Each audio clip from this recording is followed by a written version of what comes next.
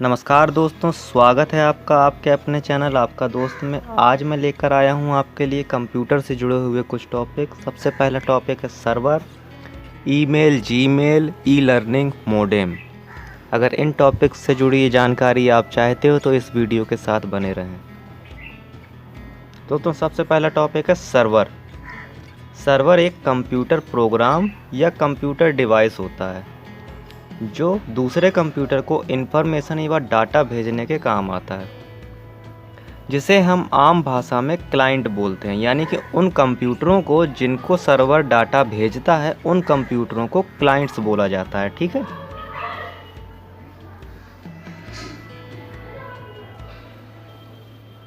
इसका मुख्य काम इंटरनेट से जुड़े सभी यूज़र्स को सेवाएं प्रदान करना होता है। एक सिंगल सर्वर बहुत सारे क्लाइंट को डाटा व रिसोर्स शेयर कर सकता है।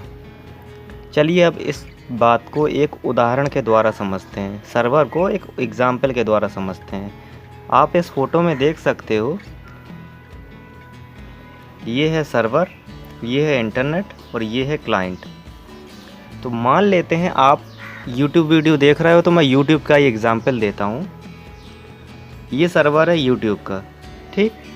अब इंटरनेट क्या कर रहा है, अपने क्लाइंट को, क्लाइंट्स यानी कि हम लोग जो YouTube के सर्वर से वीडियो देख रहे हैं, तो इंटरनेट यहाँ पर सिर्फ इतना काम कर रहा है कि क्लाइंट को सर्वर से जोड़ने का काम कर रहा है। इन दोनों को आपस में जोड़ने का काम कर रहा है।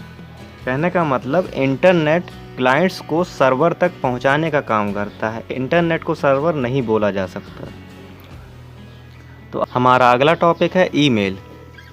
ईमेल का पूरा नाम होता है इलेक्ट्रॉनिक मेल या इलेक्ट्रॉनिक चिट्ठी।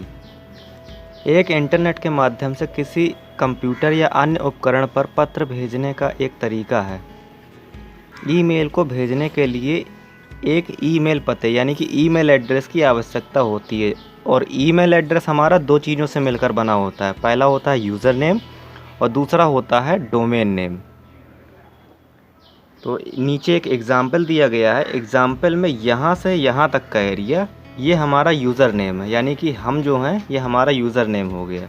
अब इसके बाद ऐट से लेकर gmail.com यहाँ तक का ये हो गया डोमेन नेम, यानी कि जिस डोमेन से हमने ये मेल आईडी बनाई है। तो ईमेल के बारे में आप समझ गए होंगे। ईमेल ऐसी कोई भी चिट्ठी होती है जो इलेक्ट्रॉनिक माध्यम से एक कंप्यूटर डिवाइस से दूसरे कंप्यूटर या किसी अन्य उपकरण पर भेजे हो।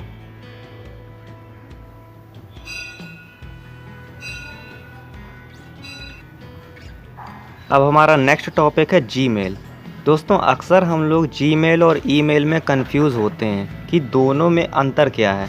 तो दोस्तों, इसका जवाब यह है कि जीमेल भी ईमेल भेजने की एक सेवा का नाम है जो कि गूगल द्वारा दी जाती है। अतः जीमेल द्वारा भेजे गए मेल को हम लोग ईमेल ही बोलेंगे। कहने का तात्पर्य ये है कि ईमेल तो एक सर्विस हो गई, लेकिन उस सर्विस को प्रदान करने के लिए अलग अलग कंपनियों ने अलग अलग अपने अपने नाम से जीमेल सर्विस प्रोवाइड कर दी, ईमेल सर्विस प्रोवाइड कर दी हैं। जैसे गूगल ने जो सर्विस प्रोवाइड करी उसका नाम हो गया जीमेल, याहू ने जो करी उसका नाम हो गया याहू मेल। इस तरह से अलग अलग कंपनियों ने जो ईमेल भेजने की सुविधाएं प्रदान करी हैं उसका नाम अपने अनुसार कर लिया है उसने, लेकिन हैं ये सभी ईमेल।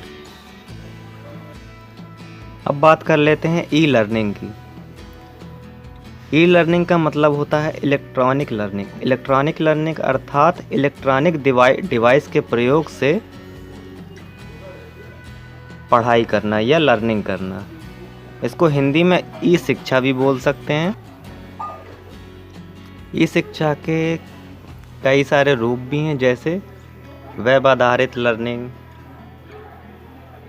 मोबाइल आधारित लर्निंग, यानी कि इसको एम लर्निंग भी बोल सकते हैं, एम फॉर मोबाइल।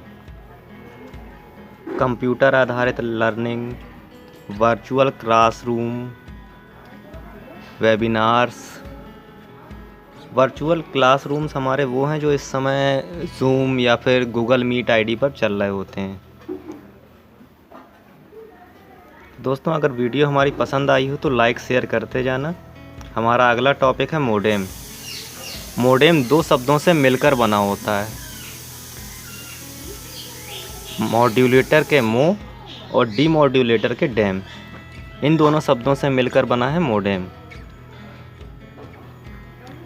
इसकी और ये दोनों शब्द इसकी कार्यप्रणाली को भी दर्शाते हैं। मोडेम का प्रयोग कंप्यूटर को टेलीफोन या केबल से डाटा भेजने के लिए किया जाता है। यह एक प्रकार का हार्डवेयर डिवाइस है जो एनालॉग और डिजिटल डेटा के बीच वास्तविक समय में दो तरफा नेटवर्क संचार के लिए परिवर्तित होता है। यह कंप्यूटर या राउटर को ब्रॉडबैंड नेटवर्क से जोड़ता है।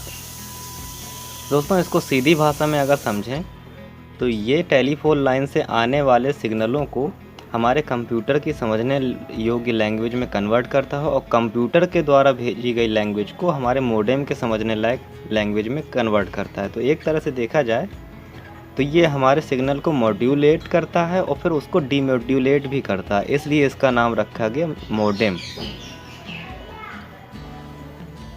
इसकी तस्वीर कुछ इस तरह की होती है।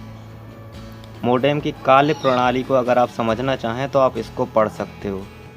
चलिए इसको मैं ही पढ़कर सुनाई देता हूँ आपको। Digital signal analogue phone line पर ट्रांसमिट नहीं हो सकते, यानी कि डिजिटल सिग्नल जो होते हैं वो फ़ोन लाइन पर नहीं ट्रांसफ़र हो सकते, इसलिए डिजिटल सिग्नल को एनालॉग सिग्नल में परिवर्तित किया जाता है। यह प्रक्रिया मॉड्यूलेशन कहलाती है। मॉड्यूलेशन कहलाती है। इस प्रकार एनालॉग सिग्नल्स डिजिटल माध्यम पर ट्रांसमिट नहीं हो सकते, इसलिए एनालॉग सिग्नल्स को डिजिटल सिग्नल में परिवर्तित किया जाता है। यह प्रक्रिया डीमॉड्यूलेशन कहलाती है। मॉड्यूलेशन और डीमॉड्यूलेशन इन दोनों क्रियाओं को करने वाला एक डिवाइस होता है जिसे मोडेम कहते हैं।